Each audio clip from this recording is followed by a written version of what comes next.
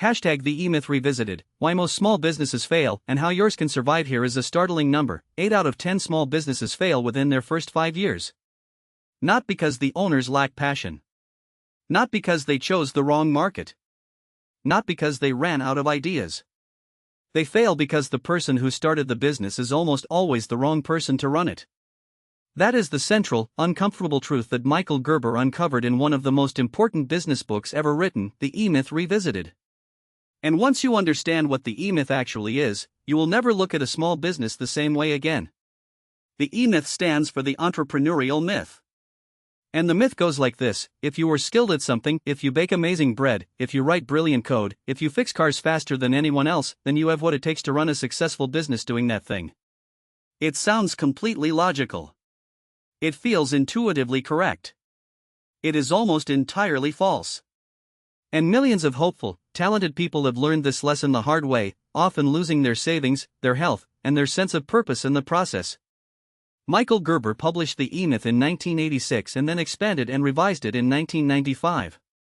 The book emerged from Gerber's work consulting with thousands of small business owners across America through his company, E-Myth Worldwide. He kept seeing the same patterns, the same collapses, the same exhausted people wondering where everything went wrong. He also saw something else: a small number of businesses that worked beautifully, that grew without destroying the owner, that ran with consistency and purpose. The difference between the two groups became the foundation of this book.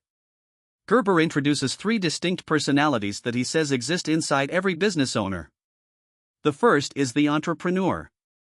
The entrepreneur is the visionary, the dreamer, the person who sees the future and gets excited about possibilities. The entrepreneur wants to build something new, to disrupt, to create. The second personality is the manager. The manager craves order, systems, predictability, and accountability. The manager looks at the past, learns from it, and builds processes to prevent chaos. The third personality is the technician. The technician loves the work itself. The technician is the baker who just wants to bake, the mechanic who just wants to fix engines, the programmer who just wants to write clean code. Here is where the problem begins. Gerber argues that most people who start small businesses are primarily technicians. They are great at the technical work. But when they start a business, they suddenly need to be all 3 personalities at once, and they are not equipped for that. The entrepreneur in them had the initial vision, but the technician takes over almost immediately. The result is that the business becomes a job. A very demanding, never-ending, exhausting job with no boss except the relentless weight of survival. Gerber calls this the fatal assumption: if you understand the technical work of a business, you understand a business that does that technical work. These are 2 completely different things. Gerber then walks through what he calls the 3 phases of a business: infancy, adolescence, and maturity. In infancy, the owner does everything. The business is entirely dependent on that one person. If the owner stops working, the business stops working. This feels normal at first, even exciting. But it is not sustainable. In adolescence, the business starts to grow, and the owner starts hiring people and delegating tasks. This is where many businesses hit a crisis point, because the systems and processes were never built to support anyone other than the original founder. And in maturity, the businesses that survive have built something fundamentally different. They have built a model, a system, a structure that works independently of any single individual. The key to reaching maturity, according to Gerber, is thinking about your business the way Ray Kroc thought about McDonald's. This is one of the most powerful examples in the entire book. Ray Kroc did not just build a hamburger restaurant. He built a system for delivering a consistent hamburger experience anywhere in the world, operated by people with no special culinary training. The genius of McDonald's was not the food. The genius was the process. Every step was documented, systemized, and repeatable. Gerber calls this the franchise prototype model. And he argues that every small business owner should build their business as if they were going to franchise it, even if they never actually do. This is where Gerber's framework gets truly practical. He introduces the concept of working on your business rather than in your business. Working in your business means you are the one baking the bread, fixing the cars, writing the code. Working on your business means you are designing the system that produces the bread, that fixes the cars, that delivers the code consistently, reliably, without you personally being involved in every step. Most small business owners spend 100% of their time working in their business.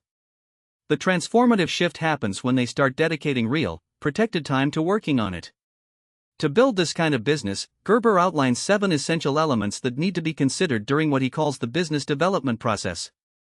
These include primary aims, strategic objectives, organizational strategy, management strategy, people strategy, marketing strategy, and systems strategy.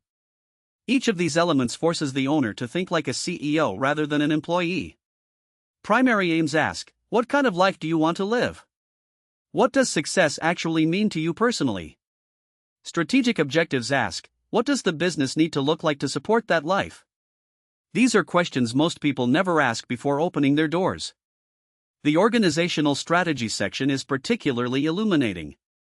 Gerber recommends creating an organizational chart even if you are a solo operator and then filling every position on that chart with your own name. This forces you to see every role the business requires: the CEO, the sales director, the operations manager, the marketing coordinator, the customer service representative. You are playing all of these roles. But eventually, you will hire people to fill each one. And when you do, you need to have documented exactly what each role requires. You need to have an operations manual, what Gerber calls a franchise document, that explains how every function of the business is performed, so that anyone can step into that role and deliver consistent results. The people strategy section addresses one of the most common frustrations small business owners express: why can nobody do things the way I do them? Gerber's answer is direct. If your people are not performing the way you want, it is your fault, not theirs. You have not built the system. You have not written the manual. You have not created the standard. You are expecting people to read your mind rather than follow a documented process. Great businesses do not depend on great people, they depend on great systems operated by ordinary people who are well trained and well supported. The marketing strategy component draws on behavioral psychology in a fascinating way. Gerber argues that customers do not buy what they need, they buy what they feel they need. Every purchasing decision is made unconsciously, driven by emotions, perceptions, and deeply held beliefs that the customer may not even be aware of. Your marketing must speak to those unconscious desires. You must understand your ideal customer at a demographic level, knowing their age, their income, their values, their fears, and their dreams. And then everything about your business, the colors, the words, the atmosphere, the pricing, the packaging, must communicate directly to those desires. This is not manipulation. This is understanding human beings. Gerber uses the extended metaphor of Sarah's pie shop throughout the book to illustrate every concept in a tangible, relatable way. Sarah is a talented baker who opens a shop and quickly drowns in work, complexity, and confusion. Gerber visits her as a consultant and walks her through each stage of the business development process. We watch Sarah transform from a burned-out technician into someone who genuinely understands her business.